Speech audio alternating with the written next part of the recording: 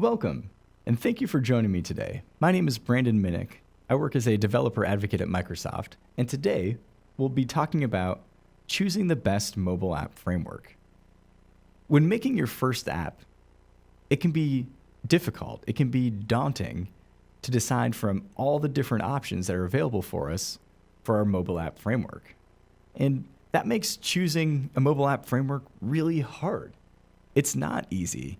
There's a lot of information out there that can lead us down good paths and bad paths. And on top of that, there's a lot of considerations outside of the framework that impact our app as well, such as how much time do we have to market? What is our current development costs, maintenance costs? Do we have a team of engineers? Do we need to hire? What features do we need? How performant does our app to be? How performant does our app need to be? And what are the risks going with a third-party solution? So let's start today by talking about the first-party native apps. Now, these are the tools created by the creators of iOS and Android, who are Apple and Google. Apple makes iOS, and they also make the Xcode development toolkit that allows you to create native iOS apps in Objective-C and Swift. Google, who makes Android, has Android Studio that allows us to make native Android apps in Java and Kotlin. Now, the benefits of using first-party native apps is we get a native UI UX. So native UI, native user experience. Buttons look like iOS buttons on iOS. On Android, they look like Android buttons. We can swipe, the gestures, they're all baked in. We get that for free. But one downside is that the development speed is a little slower. And that's because we have to create the same app twice. Apple and Google use different programming language for their tool sets, and so we cannot reuse the same code between our apps.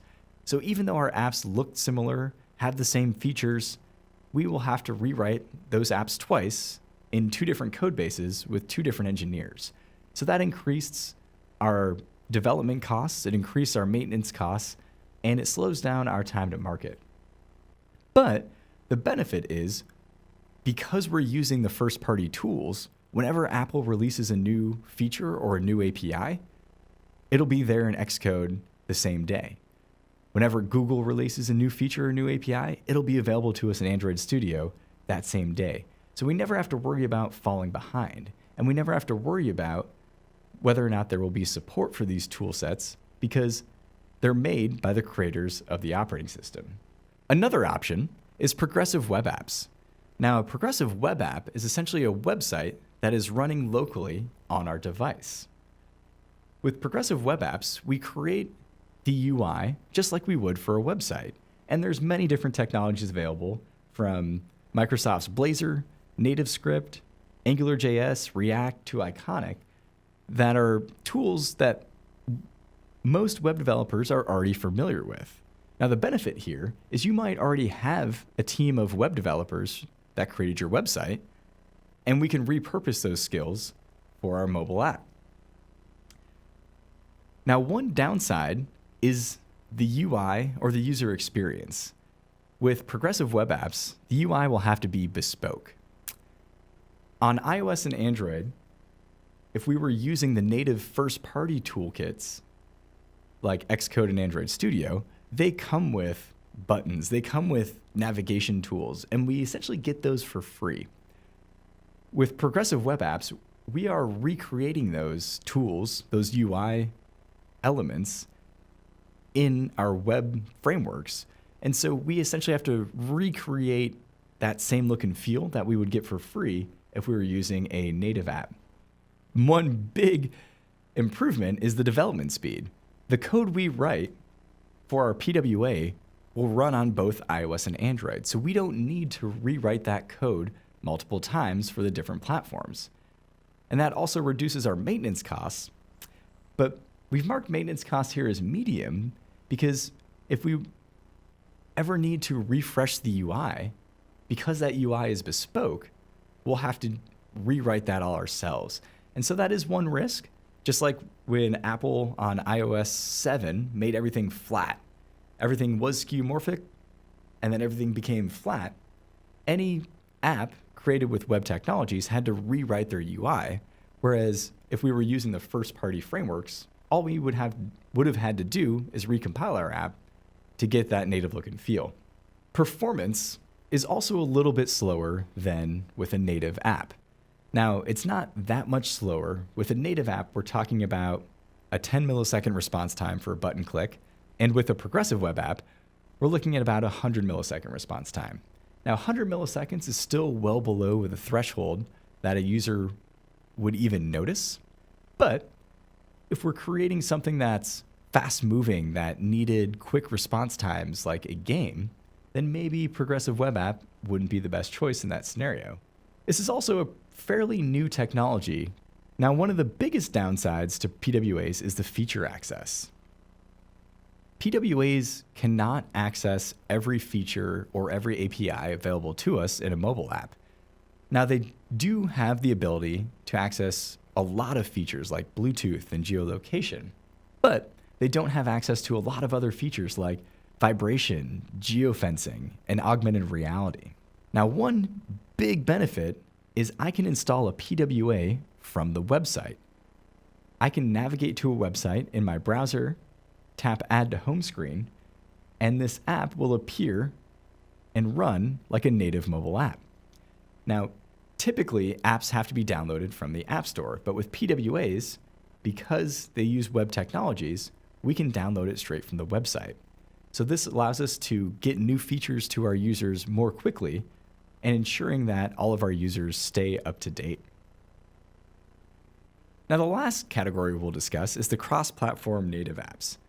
These are frameworks that allow us to still create a totally native application. They give us access to every single iOS and Android API, but they allow us to write the app in the same code base so that we can share code between our iOS and our Android apps. Xamarin is Microsoft's cross-platform native solution that we build in Visual Studio using the programming languages of .NET, which are C# and F#. Our UI and our UX, totally native. We have fast development speeds because we are writing the app in one language, so we don't have to rewrite it like we would have to if we were using the first-party toolsets. And performance is just as high and just as fast as if we did create it in Xcode or Android Studio. Xamarin is also a mature technology. It's been around for over a decade, and it is feature complete, meaning every time Apple and Google release updates, Microsoft will release those same updates through Visual Studio. And it's also open source. React Native is Facebook's cross-platform native framework. Similar to Xamarin, Facebook also gives us access to every single iOS and Android API. So our UI and our UX is totally native. We have faster development speeds because, again, we only have to write the code once and it'll run on both iOS and Android. Our maintenance costs are low because we only need to fix the bug once in our code base. Performance is still high because these are native apps. We create them in JavaScript. And just like Xamarin, React Native is also a mature language or mature framework that is open source and feature complete, as anytime Apple and Google come out with updates, Facebook will also release updates via NPM. And the last tool we'll discuss is Flutter. Flutter is Google's cross-platform native solution that is pretty new. Now, Flutter is different from Xamarin and React Native in one way, and that is Flutter does not use the native UI and UX APIs provided by Apple and Google. Flutter uses a bespoke method to draw their own UI on the screen. Now, there is a benefit to that because it is faster, but one downside is that whenever iOS and Android come out with new UI updates, Flutter will also have to come out with their new libraries to mimic those updates as well. It is feature complete. They also release updates via NPM. Very fast, high performance apps, and they are all created in Dart. Now, Dart is a new programming language created by Google.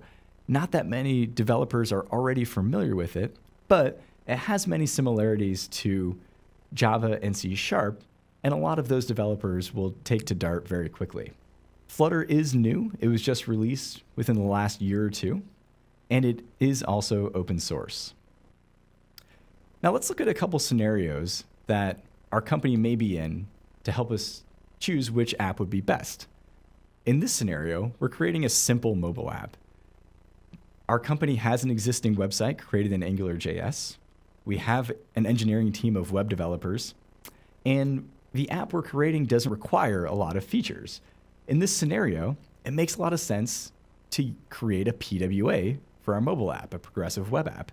And specifically, because we have existing developers familiar with AngularJS, we can use that for our PWA.